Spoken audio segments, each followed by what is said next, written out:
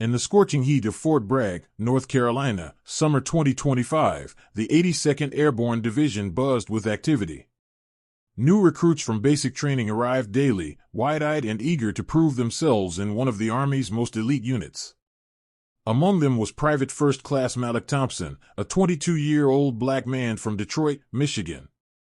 Tall and lean with a quiet confidence, Malik had enlisted right after high school, driven by a desire to escape the cycle of poverty in his neighborhood and make his single mother proud. Malik's passion wasn't just soldiering, it was mechanics. Growing up, he'd spent countless hours in his uncle's auto shop, tinkering with engines, fixing transmissions, and diagnosing problems that stumped even seasoned mechanics.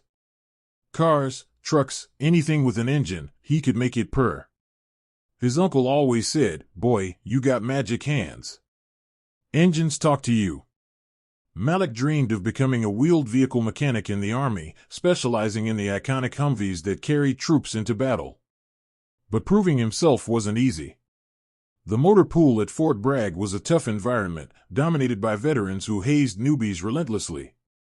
Captain Harlan Reyes, a 35-year-old officer with a reputation for being hard-nosed, oversaw the maintenance battalion. Reyes was old school, believed in earning respect through grit, not words.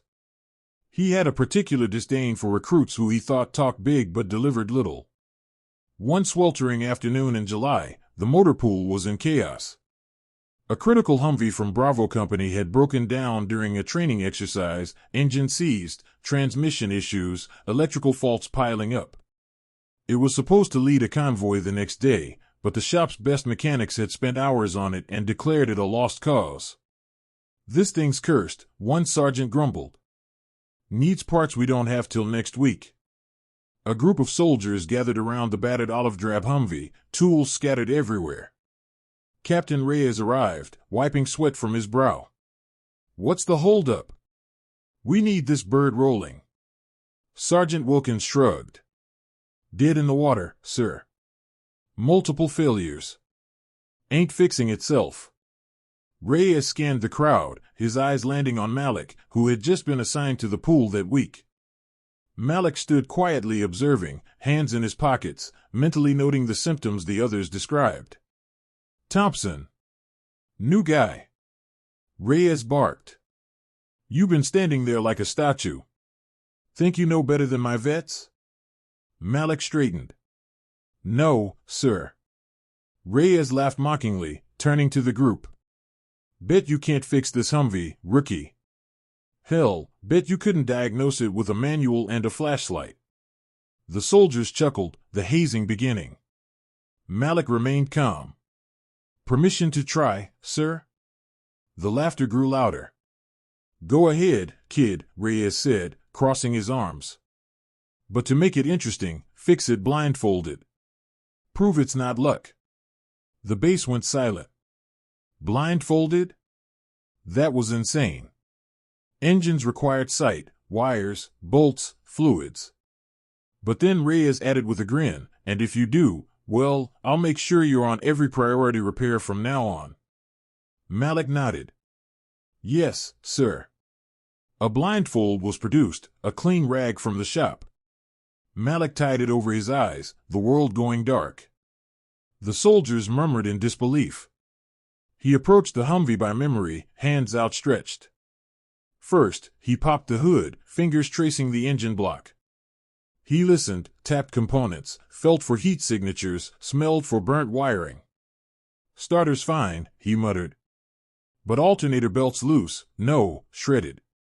He reached in, disconnecting battery terminals by feel. Then, under the chassis, diagnosing the transmission fluid leak. Step by step, Malik worked. He recalled schematics from memory, Humvee manuals he'd studied obsessively in basic. A faulty sensor here, crossed wires there, a clogged fuel injector. Tools were handed to him as he called for them, 10mm wrench. Phillips screwdriver, pliers. The crowd grew. More soldiers gathered, phones out, recording the impossible. 20 minutes in, the engine turned over, but sputtered.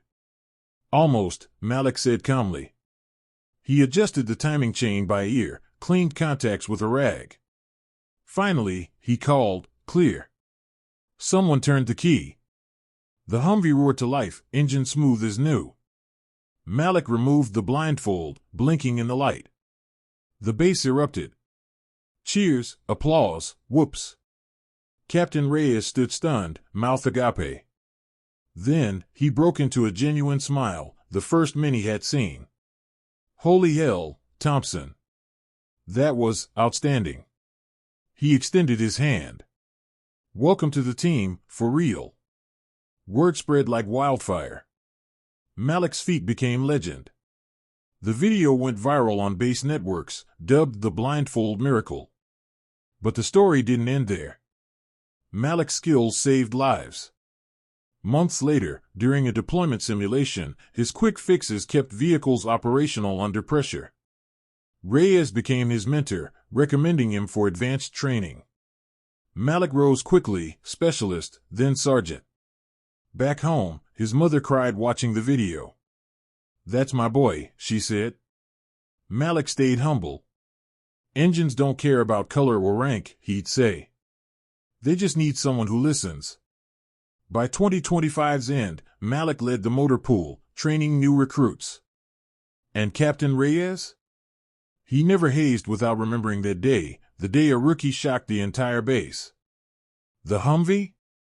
It still ran, a testament to the power of skill, perseverance, and a little blind faith.